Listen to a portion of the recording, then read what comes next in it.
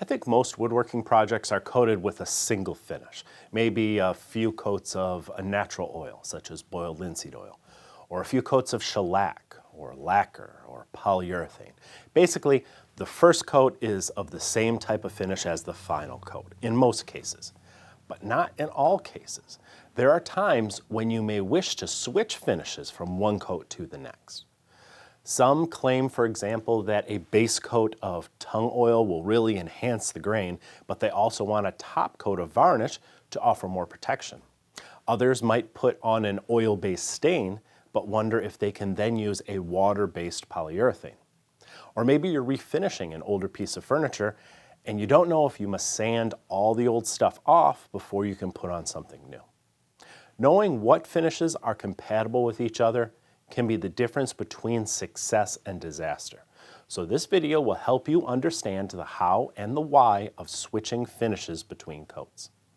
We'll focus on 4 types of finish that I think are most common to small woodworking shops: natural penetrating oils, oil-based film finishes, water-based polyurethane, alcohol-based shellac, and paste wax. I guess that's 5.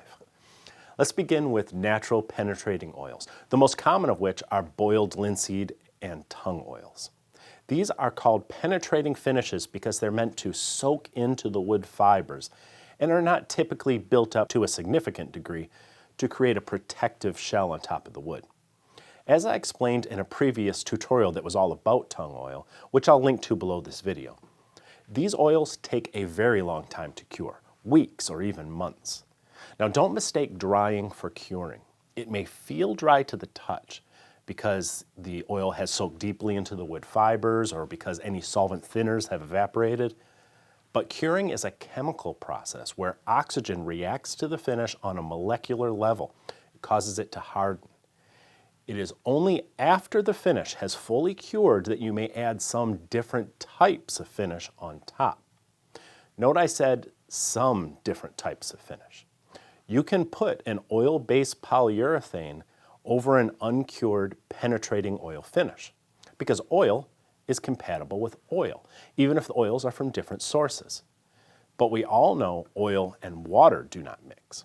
You cannot put a water-based poly over boiled linseed or tung oil or any other type of oil that is not fully cured. In fact, some say that plant-based oils will never play nice with water-based top coats because they never cure to a hard shell like a varnish. Linseed oil will always be semi-soft. That's why it's not very durable as a finish. So if you wish to add a protective water-based top coat to it, you must create a barrier between the oil and the water. That's where dewaxed shellac comes in. This is sometimes sold as a sanding sealer. Shellac is alcohol-based. We know alcohol can be mixed with water because that bottle of bourbon in your cabinet is only 40% alcohol. Technically, alcohol will not mix with oil, but tell that to the oil companies who put ethanol in your gasoline. It may not bond, but it at least plays nice. My point is, dewaxed shellac, which has its natural waxy components removed, will stick to just about any finish, and just about any finish will stick to it. So it may be used as a barrier between an oil finish and a water-based finish. If you wish to, for example, rub some tung oil into the grain and then add some extra protection with a high-quality water-based poly, put a coat of dewaxed shellac between them. Another example where this barrier coat may be useful is if you wish to put a water-based finish over an oil-based stain. Given enough time, the oils in the stain may all evaporate or cure, but a coat of dewaxed shellac will seal the stain up and prevent any potential conflict. Now let's move from penetrating oil finishes to oil-based film finishes, which are used to build up a hard protective shell on top of a wood surface. These include oil-based polyurethane, as well as different types of varnishes and lacquers which contain petroleum as a solvent. As I said before, oil is compatible with oil. So you can put these film finishes directly over linseed or tung oil and vice versa. Mixing them with water-based finish is more complicated, but it can be done as well.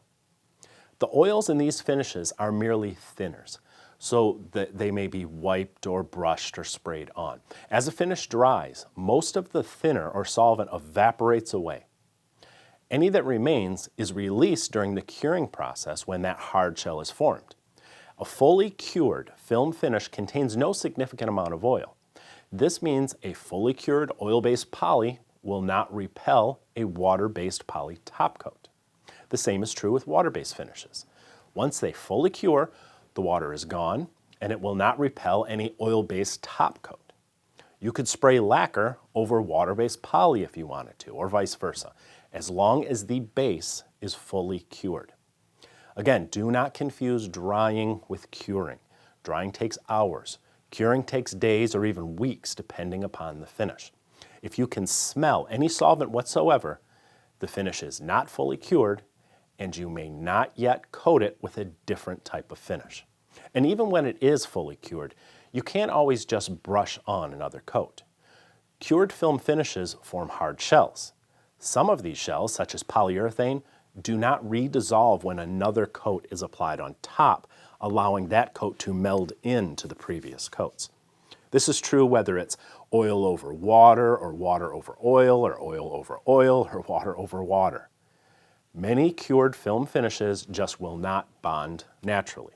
So you must scuff the surface with high grit sandpaper or steel wool so the new coat has something to grip onto to create a mechanical bond. Keep this in mind if you're refinishing an old piece of furniture. Even if you're applying the same type of finish, you must create a mechanical bond to recoat a fully cured film finish such as polyurethane. There are exceptions to this rule. Shellac, for example, is a film finish, but the alcohol in a fresh coat of shellac will redissolve the old coat of shellac and the two will bond. Some lacquers will do that too. But if you have any doubt, or if the old surface is at all shiny, scuff it first, not to remove all the old finish, but enough that the new coat will be able to hold on to something. Penetrating oils, such as boiled linseed oil and tung oil, will bond to themselves even after curing without scuffing. But remember, these finishes are meant to penetrate into the wood fibers. If those wood fibers are already sealed with an old varnish, how can the new oil penetrate?